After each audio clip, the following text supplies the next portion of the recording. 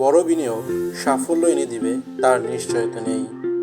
তবে বিশ্ব ফুটবলে 100 মিলিয়ন পাউন্ড বা তার বেশি অর্থমূল্যে ট্রান্সফার এখন নতুন কিছু নয়। পরিসংখ্যান বলছে এ ধরনের 17টি আলোচিত ট্রান্সফারের মধ্যে 7টিকে সফল বলা যেতে পারে।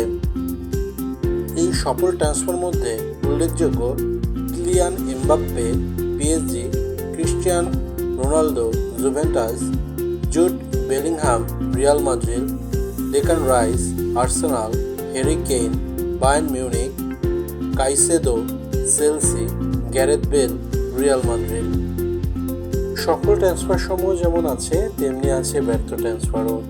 Philip Coutinho, Eden Hazard, Joao Felix, Jack Grealish, Paul Pogba, Ousmane Dembele, Neymar. এরা অধিকাংশ চোট বা খেলার ধরন বা মনোভাবজনিত কারণে প্রত্যাশা পূরণে ব্যর্থ হয়েছেন। এই ট্রান্সফারগুলোই স্পষ্ট করে দিচ্ছে শুধু প্রতিভা যথেষ্ট নয়, সাফল্যের জন্য প্রয়োজন দলের সাথে খাপ খাওয়ানোর মানসিকতা এবং সঠিক ক্লাব ম্যানেজমেন্ট। বর্তমানে ক্লাব ফুটবলের অন্যতম আলোচিত নাম ফ্লোরিয়ান উইর্টজ।